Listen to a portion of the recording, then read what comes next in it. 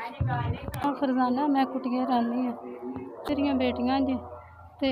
मियाँ मेरा चल फिर नहीं सकते ते एक तलाक लिए सही नहीं सन रहिंदे है ते आ मेरा मार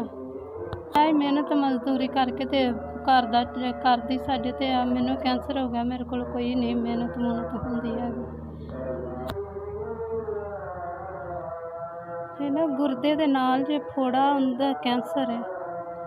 ते आ सारी बहुत ज़्यादा दर्द हुंदी है। चलिया फिरिया भी नहीं जाता हैगा ते इत्थे लैके ते गुरदे सीधा जिहड़ा जिन्ना फोड़े दा खून दियां उल्टियां आंदियां ने मैनू 9-10 दिन आंदियां रहियां ने खून दियां उल्टियां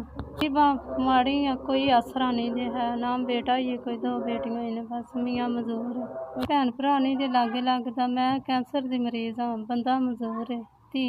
जवाना ने एक बेवा है ते ना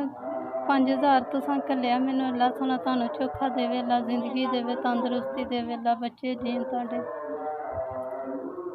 बच्चों की खैर करे माँ प्यो की खैर करे अल्लाह सोना चोखा दे जे अल्लाह देवे तरक्की देवे अल्लाह सोना चोखा देवे। मैनू कितों पैसे नहीं सजा मिलता मैं अपना इलाज करावां दी दुआवां देआं दी अल्लाह मैनू तंदरुस्ती अपनी बच्चियां दे सिर ते अल्लाह दे देवे अल्लाह तुहाडे बच्चियां ते खैर करे अल्लाह चोखा दे जे।